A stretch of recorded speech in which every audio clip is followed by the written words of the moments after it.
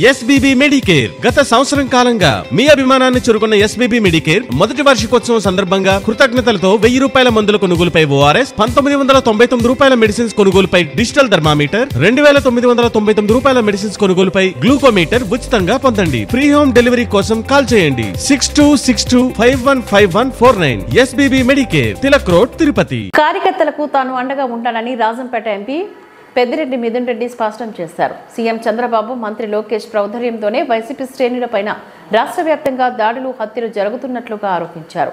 ప్రజలు కలుసుకునేందుకు వచ్చిన తనపై దాడులకు పాల్పడటం సరికాదని హెచ్చరించారు. అధికారం శాశ్వతం కాదని దీన్ని గుర్తుంచుకోవాలని సూచించారు. ప్రజలకు మంచి పాలన అందించాలని హితవు పలికారు. ఇలాంటి పాలనను ఈరోజు ప్రజలు హర్షించే పరిస్థితి లేదు. ఖచ్చితంగా రేపు ఇదే పరిస్థితులు ఇదే ఉంటే ఈరోజు ఎలక్షన్ పెట్టినా కూడా ఖచ్చితంగా ఎక్కువ సీట్లు మాకు వచ్చాయని చెప్పి కూడా నేను తెలియజేస్తున్నాను. ఈరోజు ఇప్పటికే చూసాం పరిపాలన సరిగ్గా చేయకుండా అవన్నీ డైవర్షన్ చేసేదానికి ఈరోజు అమ్మఒడి తల్లికి ఒకటే అని చెప్పి ఇచ్చి మళ్ళీ కూడా దాన్ని ఎప్పుడు ఇస్తారో కూడా చెప్పే పరిస్థితి లేదు. పథకాలన్నీ కూడా ఆపేశారు. ఈరోజు అభివృద్ధి అనే మాటే లేదు. మరీ ముఖ్యంగా పుంగనూరు నియోజకవర్గంలో ఏ ఒక్క గవర్నమెంట్ బెనిఫిట్ ఆశించకుండా ఇక్కడ వాళ్ళే భూమికి డబ్బులు కట్టి ఇక్కడ ఎలక్ట్రిక్ బస్ ఫ్యాక్టరీ పెడతామని వస్తే ఈరోజు కక్షపూరితంగా పుంగనూరు నియోజకవర్గం పైన కక్షపూరితంగా వాళ్ళకు కూడా ఈరోజు కోఆపరేట్ చేసే పరిస్థితి లేదు. ఇక్కడ గొడవలు సృష్టించి ఒక విధంగా వాళ్ళని బెదిరిస్తూనే వాళ్ళకి ఎటువంటి సహకారం కూడా అందించడం లేదు. ఇప్పటికీ ఒక ఇండస్ట్రీ పూర్తిగా వస్తూ ఉంది.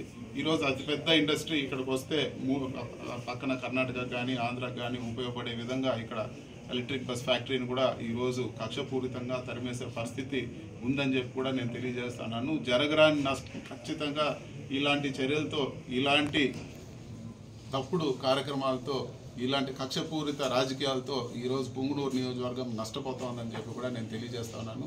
రాజకీయ కక్ష ఉండొచ్చు, కానీ నియోజకవర్గ ప్రజలపైన కక్ష చూపకూడదని చెప్పి కూడా నేను కోరుకుంటున్నాను. ఈరోజు ఈ దాడులు ఖచ్చితంగా ఈ దాడులకంతా కూడా ముగింపు పలకాలి. మీరు పెట్టే ఈ సాంప్రదాయం రేపు ఇంకా కూడా ఈరోజు మొలక లాగుంది, రేపు పెద్ద వృక్షమై మీకు కూడా చుట్టుకుంటుందని చెప్పి కూడా నేను తెలియజేస్తున్నాను.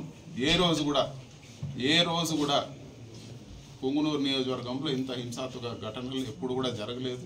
ఇలాంటి దారుణమైన ఘటనలు ఇప్పటికి ఒకసారి కాదు, ప్రతిసారి కూడా ఇదే. వీటికి భయపడే ప్రసక్తే లేదు.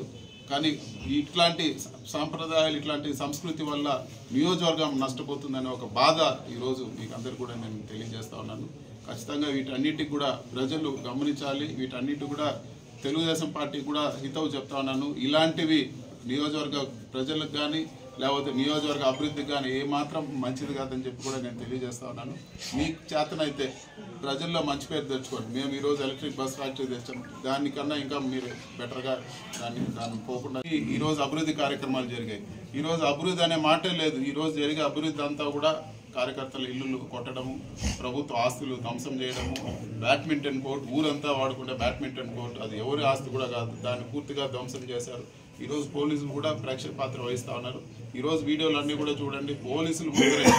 పోలీసుల ముందరే ఈరోజు ఈ దాడులన్నీ కూడా జరిగాయి. పోలీసులు ఇక్కడ ఏఎస్పీ, డిఎస్పీ అందరూ ఉండగా కూడా వాళ్ళ ముందరే ఈరోజు జరుగుతుంది. వాళ్ళందరూ కూడా ఈరోజు పైనుంచి ఒత్తిడి, చంద్రబాబు నాయుడు గారు, లోకేష్ ఒత్తిడి, వాళ్ళు కూడా ఏం మాట్లాడే పరిస్థితి లేదు. ఈరోజు లా అండ్ ఆర్డర్ అనేది పూర్తిగా పడకేసిందని చెప్పి కూడా ఈరోజు నేను తెలియజేస్తున్నాను. ఇదే పరిస్థితులు కొనసాగితే బీహార్ కన్నా ఆంధ్ర రాష్ట్రం దారుణంగా తయారయ్యే పరిస్థితి ఉంటుందని చెప్పి కూడా నేను తెలియజేస్తున్నాను.